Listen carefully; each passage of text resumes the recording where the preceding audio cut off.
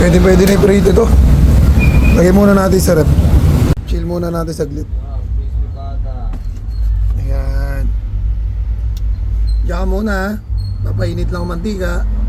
At sinalin ko na nga pala dyan yung mantika para painitin natin yan at cooking ina lang sa kalam habang tinitimplahan natin tong ating pata. Salt and pepper lang yung ititimpla natin dito sa ating pata guys. So pag pinakuluan nyo nga pala yung pata, lagyan nyo na rin ng asin para kumapit na rin yung lasa doon. At pag ipiprito nyo na, lagyan nyo na rin ng salt and pepper para kapit na kapit ang lasa sa pata natin at siguradong napakasarap niyan mga kapatid. Ayan na, isasalang na natin yung pata na yan tapos na nating timplahan. At sinamahan ko na rin ng bawang yan guys no para may pang counter tayo sa putok na batok at hindi pa masyado mainit yung mantika natin pero nilagay na natin yung pata na yan para hindi magtalsikan sa atin yung mantika guys.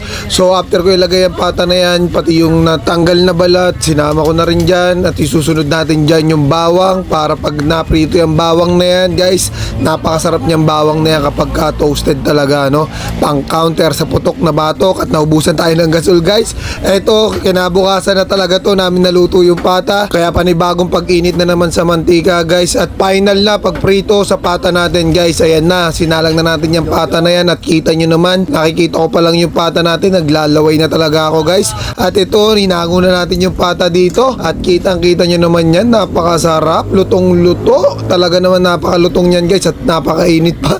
Pero kinukurot ko na no. Talagang takam na talaga kasi ako dito sa pata. Kaya kahit matagal lutuin, talaga naman pag naluto ay napakasarap kainin at papakin. Let's go!